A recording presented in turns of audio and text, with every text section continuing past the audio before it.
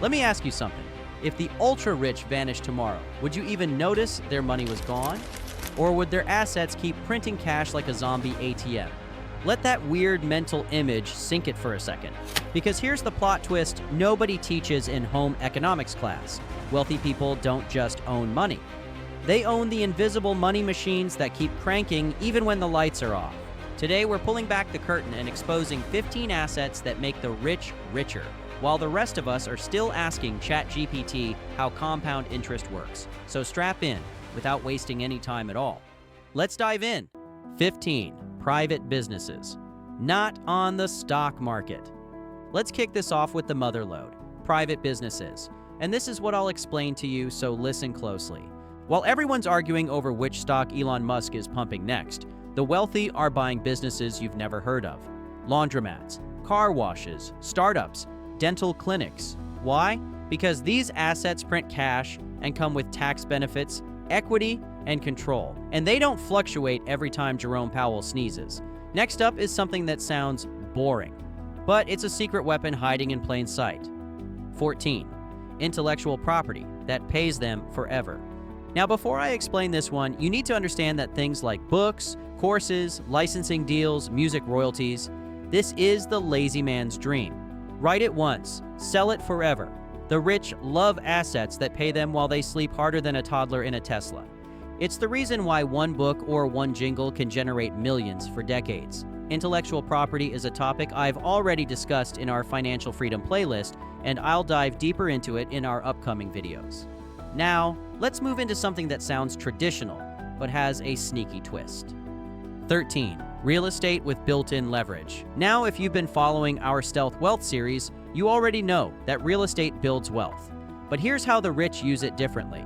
They use other people's money, banks, tenants, to buy properties that grow in value and cash flow every month. Oh, and they use depreciation to legally dodge taxes. It's monopoly with real money. Let's dig deeper. The average person buys one home, lives in it, and crosses their fingers that it appreciates. The wealthy, they treat real estate like a money printing machine. They buy income-producing property, duplexes, multifamily units, even short-term rentals, using bank loans, aka leverage.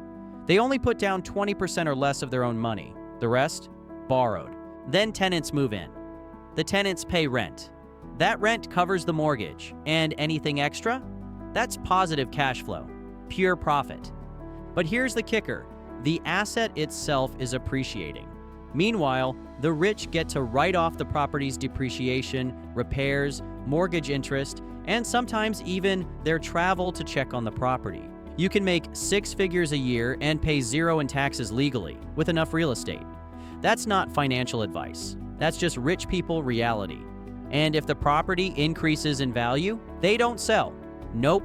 They pull out equity through a refinance or HELOC, home equity line of credit, and then use that money to buy another asset, tax-free. It's called the BRRRR strategy: buy, rehab, rent, refinance, repeat. And yes, it sounds like a Drake song, but it's actually a wealth strategy on steroids. This is how the rich keep building portfolios without ever spending their own money. It's wealth stacking 101. And please, I have to pause the video right now and explain something to you. Most people will watch and don't apply anything I'm telling you. And it's not just this video. We've created an entire playlist to guide you step by step on your wealth building journey. So if you're serious about money, don't be like the others. Make sure to subscribe to the channel. 12. Real estate syndications. Owning slices of big deals. Don't have a few million to drop on an apartment complex? No problem.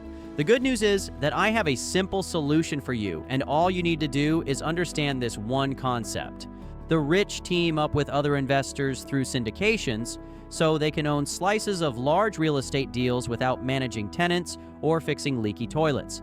Think of it like a high-class group chat where the rent checks flow in. Now let's get digital with a silent moneymaker you probably scroll past every day. 11th, digital assets that quietly print money. Websites, niche blogs, YouTube channels, newsletter lists. Digital real estate is real.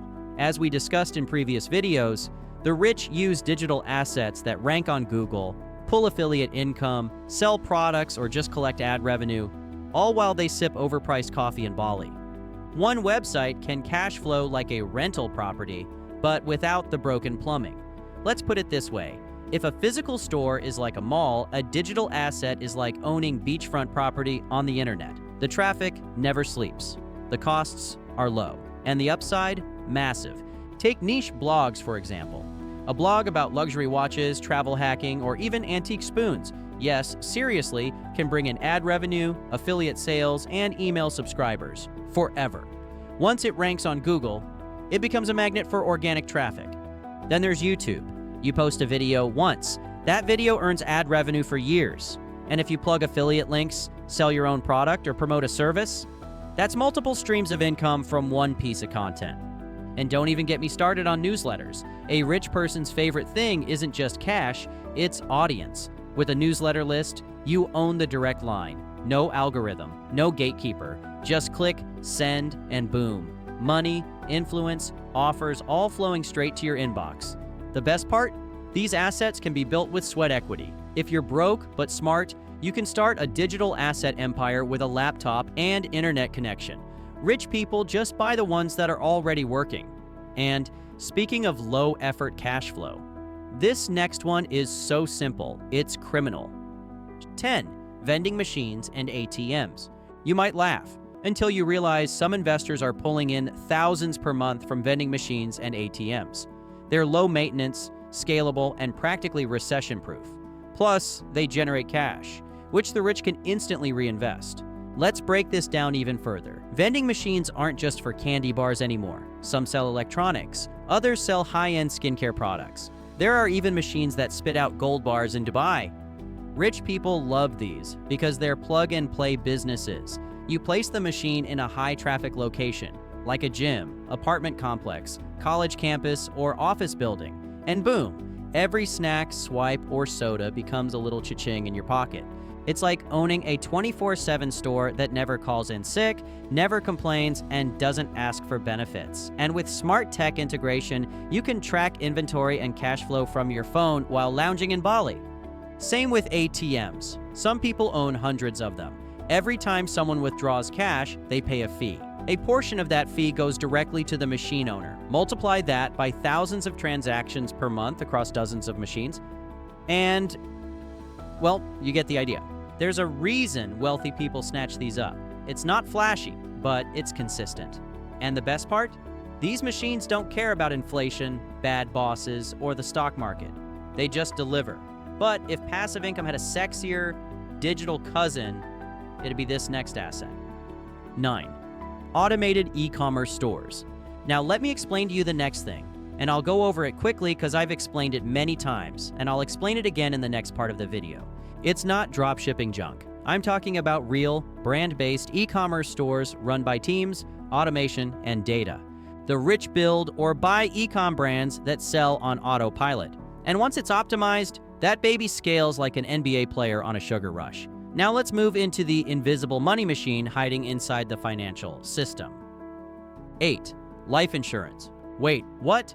We're not talking about your grandma's $10,000 policy. The wealthy use permanent life insurance as a tax-free savings vehicle. They borrow against it, grow it tax-deferred, and pass it on without probate. It's called infinite banking. And no, your broke coworker has no clue it exists. Next, a money printer you can't see, but the rich protect it at all costs. 7. Private equity and angel investing. Here, just imagine the stock market is a mall. Regular folk wander the food court hoping for half-price pretzels. Private equity is the hidden speakeasy underneath Louis Vuitton, where billionaires buy entire stores, remodel them, and triple the rent before flipping the deed back to the mall. Why? It prints money. They scoop up undervalued companies, fix the leaky profits, then sell or IPO them for 5 to 10 times what they paid. While the public's obsessed with Bitcoin and meme stocks, the rich are buying early-stage companies before they blow up. $10,000 invested in the right startup could turn into $1 million. High risk? Yes, but high reward if you know what you're doing. And now for the most underrated money multiplier in the rich person's arsenal. 6. Networks and high-value relationships. Now, I know this one might sound confusing, but yes, people are assets. The right connection can lead to capital, mentorship, deals, and once-in-a-lifetime opportunities. Before I explain how to do it, let me remind you of a rule I always repeat. The rich don't network. They invest in relationships, curated dinners, private masterminds, inner circles, because one conversation can be worth more than 10 years of hard work. Next, an asset that's so invisible, most people never think of it as valuable. 5. Brand equity. When you hear Elon Musk, what do you think? That's brand equity. Whether it's a personal brand or business brand, the reputation is the asset. The rich understand that attention equals leverage equals money. This is why they guard their image like it's Fort Knox. And now for something even quieter, but just as powerful. Ownership in software or IP licensing deals. Before we dive into this asset, let's get something straight. Rich people don't just buy software. They invest in it or own licensing rights. You know that tool you pay $9.99 a month for? Someone's collecting that money from thousands of people. That someone is rich. Ownership greater than usage. Now let's reveal the education system the rich pay for, but never talk about. 3. Specialized education that makes them more money. No, not a degree in philosophy. I'm talking about elite investing seminars, copywriting courses, tax strategy boot camps. The rich constantly pay for hyper-targeted knowledge that gives them a financial edge. While most people stop learning after school, the wealthy treat education as a profit center. This next one is subtle, but it's why their money always survives inflation. 2. Commodities and alternative stores of value. Think about this for a second. Gold, silver, article wine, watches. These aren't just flexes, they're hedges. The rich preserve wealth in tangible assets that don't crash when the market panics. And often, these go up during the panic. They're not betting on trends, they're hedging like pros. And finally, the asset that multiplies all others. Number 1, time bought back with leverage. Now this is an important point I've been wanting to tell you.